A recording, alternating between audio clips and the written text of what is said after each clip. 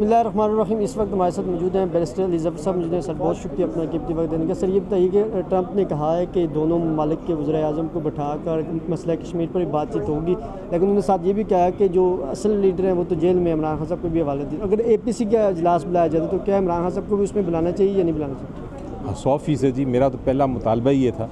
अभी जंग शुरू नहीं हुई थी तो मैंने सेनेट के फ्लोर पे कहा था कि हमने अपना यूनिटी दिखानी है और दिखा रहे हैं, और हम हैं यूनाइटेड, हम इकट्ठे हैं।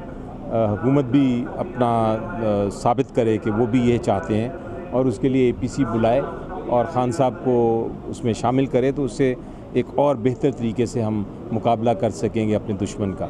तो बिल्कुल ये होना चाहिए। और मेरा ख़्याल है दूसरी तरफ ये जो ट्रंप ने कहा है, नज़र आ रहा है कि मोदी साहब को एक और फ्रंट पे शिकस्त हो रही है। उनका ख़्याल था कि कश्मीर का मसला जो बिल्कुल एक तरह से खामोश थी पूरी दुनिया, और वो एक साइड लाइन था, उनका ख्याल था कि और साइड लाइन पे हो जाएगा और इस पे बिल्कुल कोई बात नहीं करेगा, लेकिन वो उभर के आ गया है, हर कोई अब उसकी बात कर रहा है।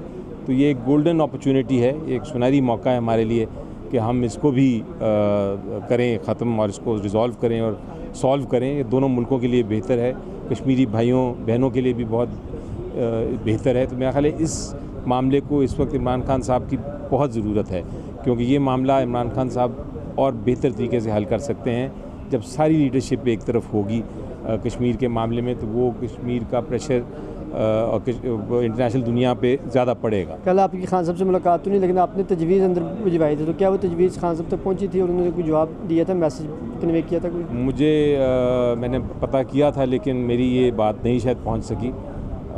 किसी और मामलात पे अंदर बात हो रही थी, तो ये बात पे वापस कोई इस बार पैगाम नहीं आया। पिछली बार आया था ज़रूर, उन्होंने कहा था कि भाई आप आके मुझे मिलें, मुझे उन्होंने नसीहत की थी, मैं इसीलिए गया था कल मिलने के लिए, लेकिन वो नहीं हो सकी। हलीमा खान साहब की बिल आखिर मुलाकात होगी और खान साहब का ट्वीट भी तफसील से आ चुका है, जो सारा के सारा जो है मोदी की जो इनवितवा सोच है उसके हवाले से, मतलब दो टोक पैगाम वगैरह दिया गया। लेकिन हमने देखा कि सबका वज़ीर आज़म 3 नंबर पर रहने वाले नवाज शरीफ साहब पर सोशल मीडिया पर लोग बड़ी तनकीद करें, उनकी तरफ से कोई इस तरह का ट्वीट नहीं आया। तो क्या कहेंगे इस वाले कि दौरा मेयार नहीं हुकूमत का? जी देखिए, सबसे खुशाइन बात तो ये है कि जो मैंने ये जब पहली स्पीच जो इसके बारे में मैंने की थी, जब PTI का मौक़िफ़ सामने पेश किया था सेनेट में, खान साहब ने वही एग्जैक्टली उसी बात को एक तरह बात किया है और वही आगे उसको बढ़ाया है। तो मुझे यकीन था कि खान साहब यही पाकिस्तान का जब मामला आता है तो वो यही कहेंगे, और उन्होंने यही कहा, तो मुझे उसकी बहुत खुशी है। जहाँ तक नवाज शरीफ साहब का ताल्लुक़ है, आपने देखा कि हुकूमत जो प्राइम मिनिस्टर साहब की स्पीच थी, आपने उसका भी देखा कि कितनी वो कमज़ोर सी तकलीफ़ थी। आपने हमारे डिफेंस मिनिस्टर की देखी, उनको तो मेरा ख्याल आना ही नहीं चाहिए ऐसे मौक़ों पे टेलीविज़न स्टेशन पे। यहाँ ज़रूरत थी कि एक दिलेर आवाज़ के साथ, बुलंद आवाज़ के साथ बात की जाए। मेरा ख़्याल है कि नवाज शरीफ साहब तो बिल्कुल ही चुप रहे और उसके ऊपर तनकीद दुरुस्त है।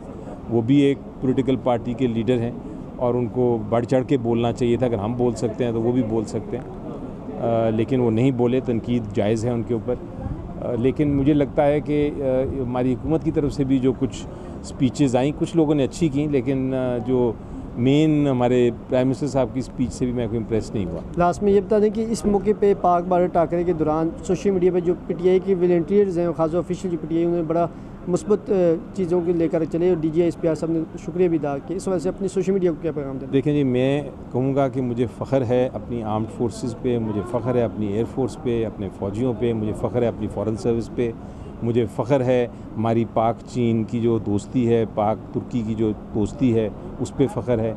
मुझे फ़ख्र है अपनी कौम पे जो खड़ी रही, मुझे फ़ख्र है अपने सियासतदानों पे जिन्होंने बहुत अच्छी अच्छी स्पीच की। और सबसे ज़्यादा मेरा ख़्याल है, आखिर में कह रहा हूँ, लेकिन उसको ये मतलब कि नहीं आखिर में कह रहा हूँ तो कमज़ोर, लेकिन बहुत